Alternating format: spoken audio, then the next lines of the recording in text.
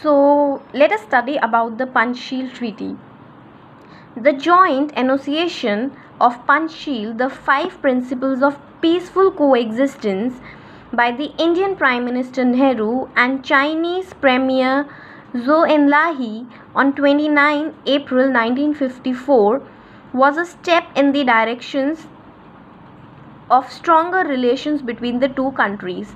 India and Chinese leader visited each other's country and were greeted by large and friendly crowds. So basically in 1954 we signed a Panchsheel Treaty. Panch means five, okay? So it was related to peaceful coexistence, okay? That both the countries there were few basic things, five basic things were there. Those Panchsheel agreement is not the major points or clauses are not written in your book, but in specific they were related to that both the countries will respect each other, will respect each other's independence, will respect each other's territorial integrity, and points related to sovereignty. Okay, so in 1954 this Panchsheel Treaty was signed between India and China. So now let us study the whole issue related to how, when things were all good, how things changed. So things changed when the issue related to Tibet turned up. Okay, so if you will now see Tibet on map or you will read about it, so now Tibet is an autonomous region in China. Okay, but what started happening and how did the relation of India and China got strained? So let us understand. The plateau of Central Asian region called Tibet is one of the major issues that historically caused tension between India and China. From time to time in history, China had claimed administrative control over Tibet, and from time to time Tibet had independence too. Now what is the whole issue in Tibet, which is in Central Asia? Okay, it is a plateau region in Central Asia. So in Tibet, actually it lies within the territorial region of China. Like if we talk about India, we have Jammu and Kashmir, but then its administrative power is little different and it has autonomy. It used to had autonomy, right? Same was the thing in Tibet. So time and again China has said that Tibet is our part and we will have its administrative control, and time and again Tibet has said that no, we are independent from China and we have autonomy. In 1950 China took over control of Tibet. Large section of the Tibetan population opposed this takeover. India tried to persuade China to recognize Tibet's claim for independence. Now what happened? In 1950, China basically had, you can say, an aggressive control over Tibet and its administration. But then large section of Tibetan population, they did not like it and they started opposing it. At the initial time, India was actually trying to convince China that it should recognize Tibet as an independent nation at the initial time. But when the Panchsheel agreement was signed between India and China in 1954, through one of its clause about respecting each other's territorial integrity and sovereignty, India conceded China's claim over Tibet. Now what happened in 1950? China basically started controlling over Tibet forcefully. At that time India supported which region? It supported Tibet region, and was asking China that we should respect the autonomy of Tibet and we should give them autonomy, or basically China should give them autonomy. But when this Panchsheel was signed, so one major thing in Panchsheel was that both the countries will respect each other's territorial integrity, okay, and sovereignty. We all know what is sovereignty. I don't need to explain you the concept of sovereignty again and again. So looking at the Treaty of Panchsheel and looking at one of its major clause which was related to respecting each other's sovereignty, India had a little different turn towards Tibet. India ने वहाँ पर बोला that no, we recognize Tibet as part of China. मतलब हम तिब्बत को autonomous नहीं consider करते, हम तिब्बत को रिकॉग्नाइज करते हैं as part of China only.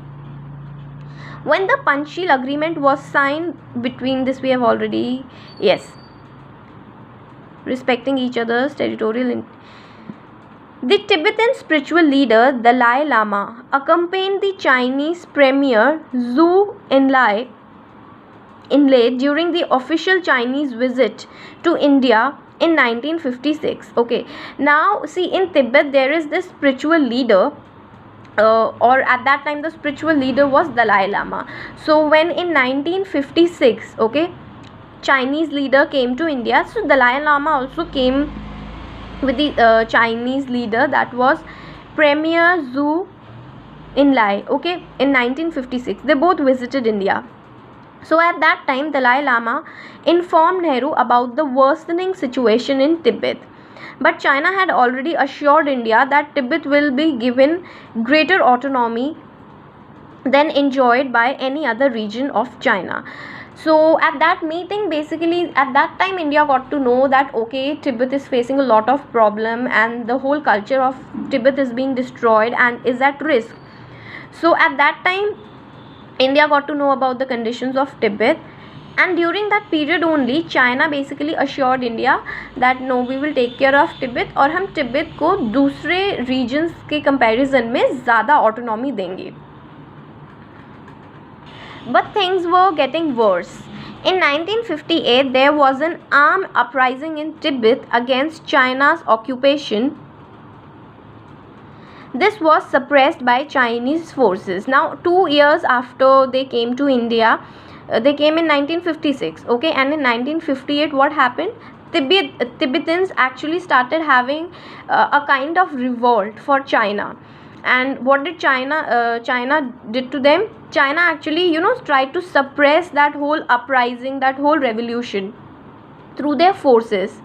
Sensing that the situation had become worse, in 1959 Dalai Lama crossed over into the Indian border and sought asylum with which was granted.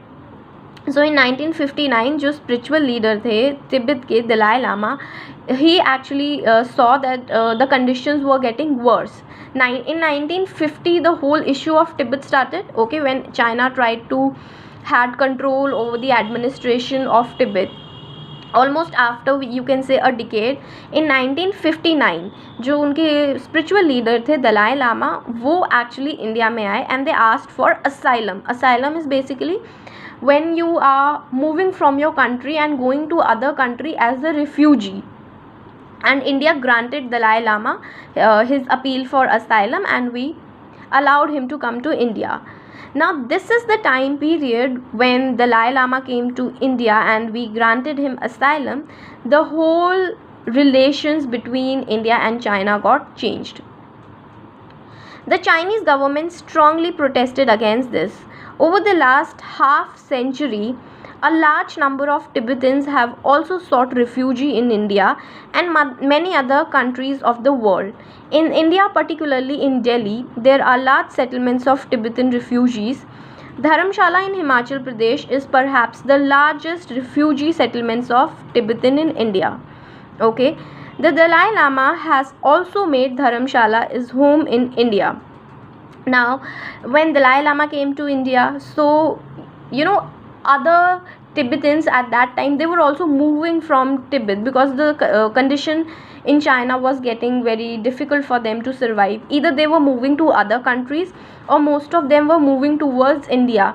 In fact, if we look about Himachal Pradesh, the whole area of Dharamshala, it is being it is a refugee camp of Tibetans. In fact, in Delhi also we have a lot of Tibetan settlements.